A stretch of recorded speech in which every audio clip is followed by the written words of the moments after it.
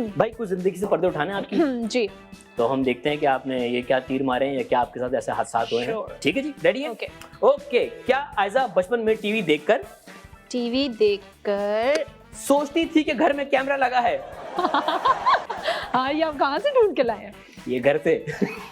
Actually मैं ऐसा सोचती थी, मुझे ऐसा लगता था कि जो ये टीवी पे ड्रामाज आते हैं सबके घरों की कहानी है और मेरे घर में भी कहीं कैमरास लगे होंगे मेरा भी कहीं चल जाए और मैं भी कहीं हिट हो जाऊंगी और अम्मी जो मुझ पे जुल्म करती हैं वो लोग देख रहे होंगे।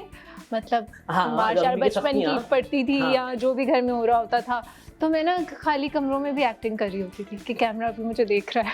अच्छा, ये बचपन से हैं थोड़ी सी, मुझे लगा बड़ी होके होंगी। नहीं, चाइल्डहुड केस है। यार हमारी अम्मी ने एक किस्सा सुनाया था हमें। आप तो खैर, हम तो बहुत बाद की जनरेशन है, वो तो बहुत पुराने ना, उसको तो टीवी बिल्कुल नया नया आया था। तो अम्मी कहती थी कि शाम में ही कोई एक दो ड्रामे लगते थे। तो जैसे ही शाम में ड्रामे लगते थे तो हम दुपट्टे वपट्टे पहन के टीवी के सामने बैठ जाते थे कि हम इनको देख रहे हैं तो वो भी हमें देख रहे हैं। क्यूट, ये क्यूट था। तो आप ये कब तक आपको जाके क्लियर हुआ कि भाई हमारे घर में कैमरे नहीं लगे हुए और किसी के घर में कैमरे नहीं लगे हुए? अब ये तो याद नहीं है मुझे इतना, लेकिन मैं काफी छोटी थी। वैसे जो आपने सोचा था वो अब जाके बिल्कुल सही हो गया है जी। अब घरों में कैमरे लग गए। हाँ, बट वो टीवी पे नहीं आते। आ जाते, अगर कुछ ऐसा हो जाता फिर आ जाते न्यूज पर। ओके। क्या आयजा ने अम्मी से कहा कि अगर मुझे परी लाई थी तो उसकी तस्वीर कहाँ है? भाई बड़ा सीआईडी बच्चा था ये।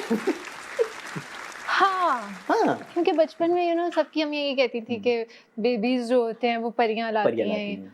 तो फिर मैंने ये सवाल पूछ लिया था मम्मा से कि अगर वो आई थी तो तस्वीर तो लेती हूँ उसके साथ मेरी। तो बड़ी पक्की बच्ची थी भाई।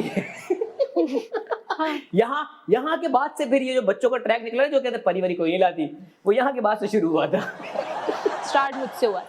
क्या आयशा को डायरेक्टर ने कहा तुम्हारे पैरों में स्प्रिंग लगे हैं? हाँ, क्योंकि क्या कहानी इसके पीछे? पहला प्रोजेक्ट है ये, तो ऑफ कोर्स कभी कैमरा फेस नहीं किया था मैंने, तो मुझे नहीं पता होता था कि क्या करना है। तो मैं जब डायलॉग्स बोल रही होती थी तो ऐसे करके, मुझे नहीं पता था स्टिल रहना होता है भाई। यार मुझे वो याद आ गया, गाड़ी के डैशबोर्ड पे नहीं। हाँ, ओके। तो फिर आदत किस तरह खत्म हुई? कोई वही डांट पड़ी और पता चला कि अच्छा मैं कर रही होती थी, मुझे पता भी नहीं होता था कि मैं ऐसा कर रही हूँ, अनजाने में नहीं होता।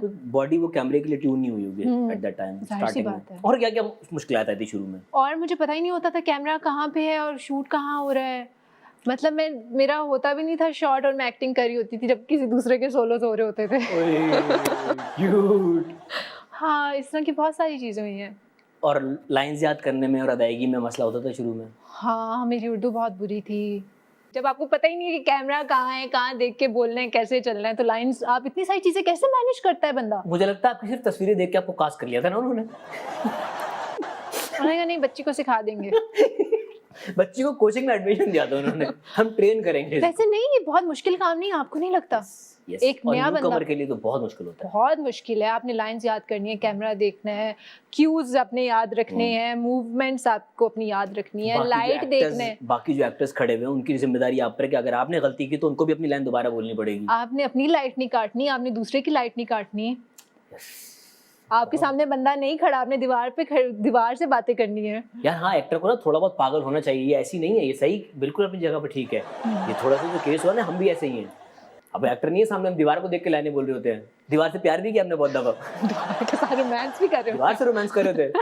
थोड़ी देर में दीवार दुपट्टा पहन के खड़े होते, भाई क्या कर रहे हो?